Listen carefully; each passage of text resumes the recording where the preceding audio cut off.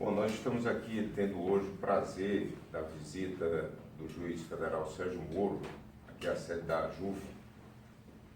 E nós temos muito a agradecer o trabalho que o nosso colega tem feito pelo Brasil. Tem conduzido dignamente a Operação Lava Jato. Os efeitos dessa operação são visíveis, tanto do ponto de vista do enfrentamento à corrupção, quanto à recuperação de ativos para o Brasil. Nós sabemos do seu sacrifício pessoal, por isso é que a AJUF sempre tem dado apoio e continuará dando apoio ao nosso colega para que a operação ela tenha o seu objetivo alcançado, que realmente é punir quem merece e absolver aqueles que, porventura, não esteja provada a sua culpabilidade. Nós sabemos que o nosso colega Sérgio Moro tem justamente essa preocupação. O nosso colega Sérgio Moro, ele já há bastante tempo está engajado em pelo menos 3 bandeiras que a AJUF defende, que é o cumprimento da pena após a condenação em segundo grau de jurisdição, o fim do foro privilegiado e agora a questão do PLS 280, que é o chamado projeto de lei do abuso de autoridade. Então nós estamos aqui, eu gostaria de ouvir um pouco aqui o nosso colega sobre essas questões. Bem, gostaria de cumprimentar aqui o colega presidente da AJUF, Roberto Veloso. Para mim é um prazer estar aqui, né? Não tenho vindo com muita frequência para Brasília, mas aproveitando então essa parada, alguma coisa sobre esses 3 temas, né? Então, primeiro a questão da execução em segunda instância. O Supremo já estabeleceu esse precedente, uma maioria qualificada de 7 a 4 ministros. Claro que nós temos que respeitar o entendimento dos ministros que figuraram na minoria, mas foi um precedente muito feliz, porque o que nós tínhamos anteriormente eram esses crimes praticados muitas vezes por pessoas poderosas politicamente ou economicamente, que nunca chegavam ao seu final. Então, aquela ideia de se esperar o trânsito julgado, o julgamento do último recurso, escondia na prática uma perversidade, que era uma impunidade prática em relação a esse tipo de crime, porque se consegue manejar o sistema de modo a evitar e prevenir que haja o trânsito julgado. Então, o Supremo tomou uma decisão, a meu ver, muito sábia, ao estabelecer que a partir do julgamento em segunda instância, por uma corte de apelação, no caso da Justiça Federal por um Tribunal Regional Federal, se houver uma condenação, desde logo se pode operar a execução dessa pena.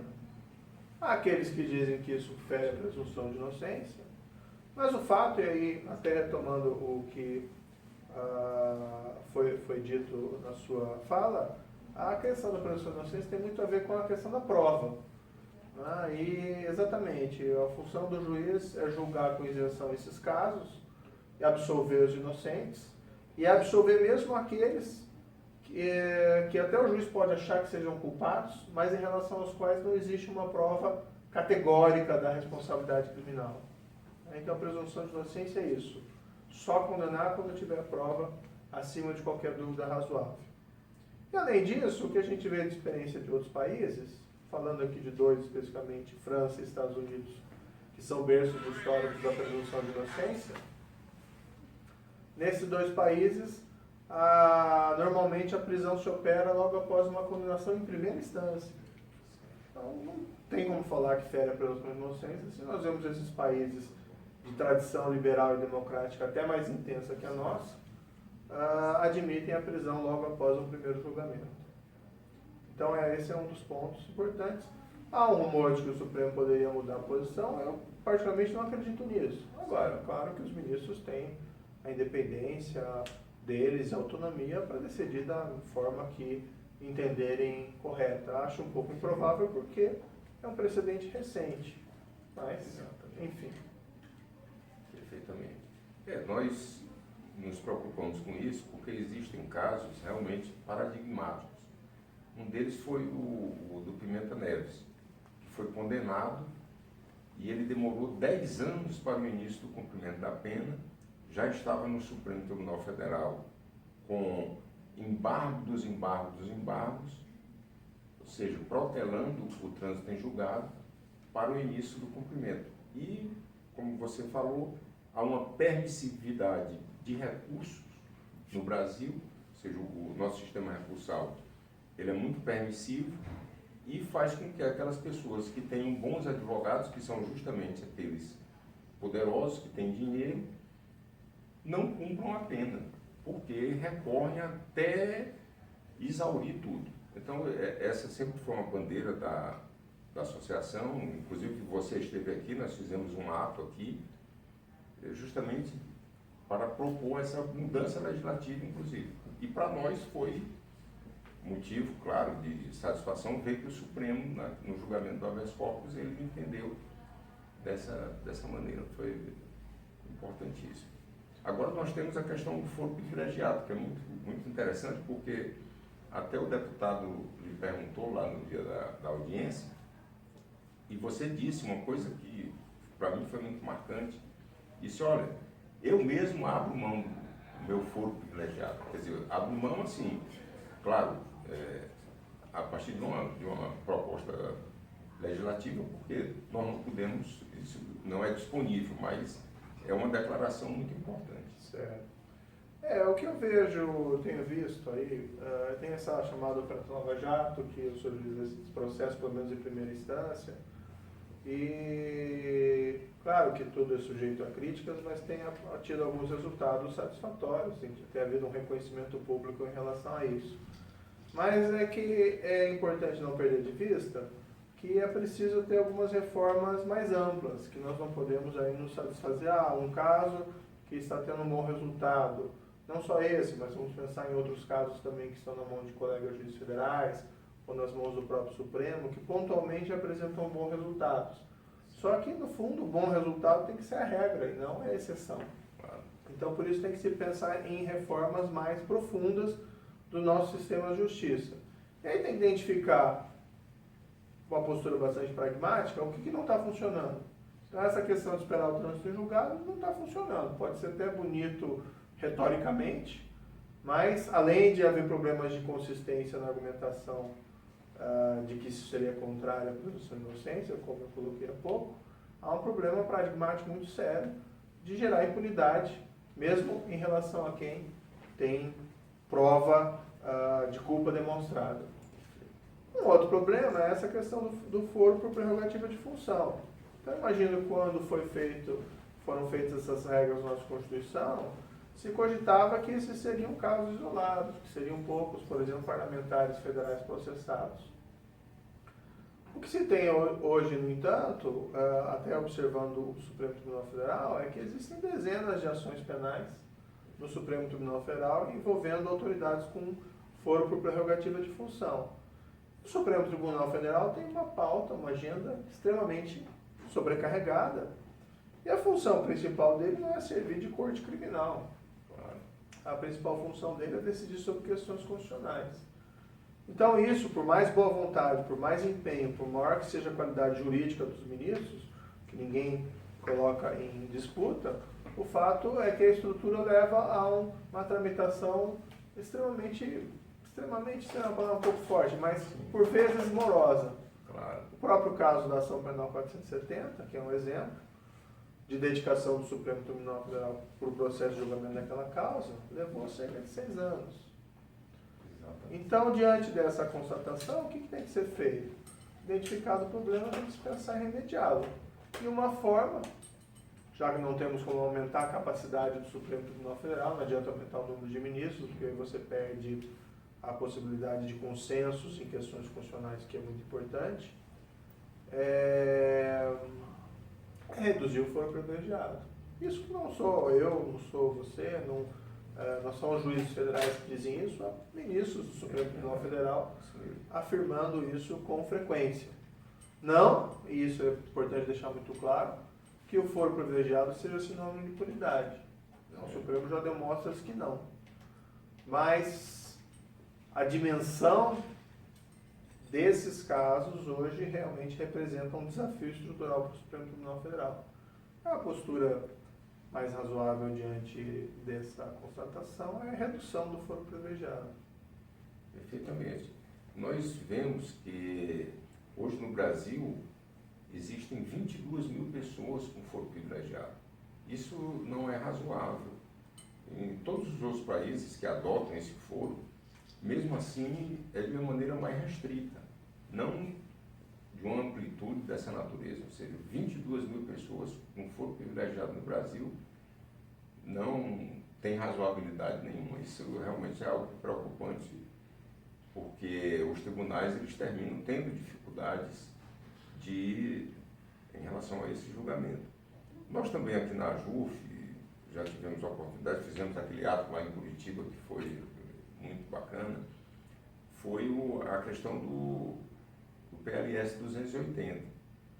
De fato, nós estivemos olhando, inclusive foi uma posição sua, que deveria ter pelo menos um dispositivo lá dizendo que não poderia ser aplicado aqueles dispositivos contra a interpretação da lei pelo juiz, ou seja, o chamado crime de hermenêutica. Nós tivemos agora há pouco também no Senado Federal, o senador Paim, ele fez uma audiência pública a respeito do PLS 280 e foi praticamente unânime as falas no sentido de que não deveria ter urgência na discussão desse projeto, porque é um projeto de uma grande gravidade e não precisaria de assodamento para se decidir. Era preciso que houvesse também uma discussão na sociedade sobre todos aqueles aspectos.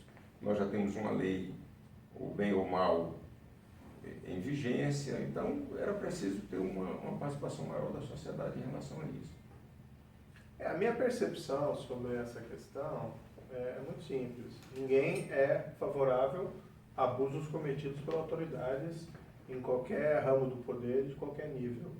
Então, se uma autoridade abusa de suas prerrogativas, de seus poderes, isso tem que ser apurado, ela tem que ser punida. A questão é que, como você muito bem colocou, a redação atual do projeto, principalmente dos substitutivos que foram apresentados, podem suscitar que esse projeto seja, se aprovado, utilizado como mecanismo de retaliação contra juízes, promotores e autoridades policiais que apenas cumpriram o seu dever. Então, o juiz não pode trabalhar com independência, sob o risco de que determinada interpretação da lei que ele tomar seja no dia seguinte criminalizada e ele fique sujeito a um processo criminal. Os juízes divergem sobre diversos assuntos e às vezes divergem razoavelmente.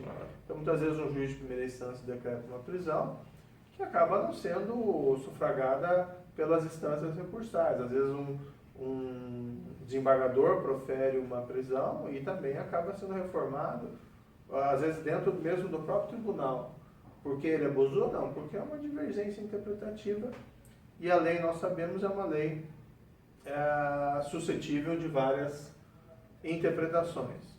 Então, o que nós defendemos, eu acho que essa é uma bandeira importante, para garantir a independência da magistratura, é necessário que se pense muito bem na redação dessa lei e, por outro lado, se ela for para ser aprovada realmente, haja salvaguardas expressas para garantir a livre interpretação do direito pelo juiz. Agora, também tem um outro ponto, e talvez nessa linha que vem a questão da urgência, talvez no momento discutir esse projeto e aprová-lo seja inoportuno, no sentido de que existem investigações em andamento no país, e uma delas é essa chamada Operação Lava Jato, que revelaram, pelo menos considerando os casos já julgados, um esquema de corrupção de certa magnitude. Nesse contexto, o que se espera dos parlamentares seja exatamente a aprovação de leis que visem prevenir e reprimir esse tipo de crime. Por exemplo, esses projetos do Ministério Público foram apresentadas, chamadas 10 medidas da corrupção.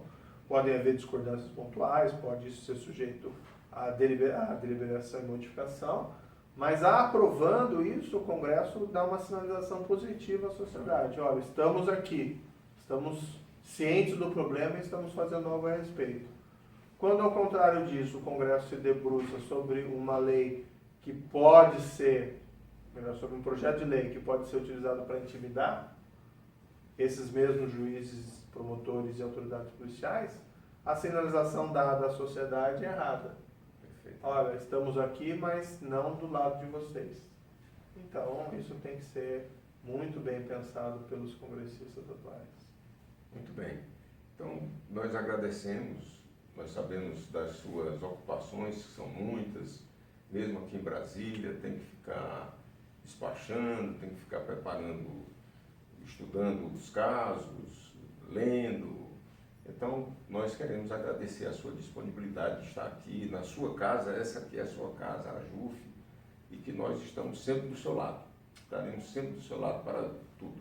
Eu agradeço o seu apoio. Para mim é um prazer também falar aqui com a JUF e colocar esses temas em debate de uma forma tranquila e sem a necessidade de tratar isso de uma maneira passional. Obrigado.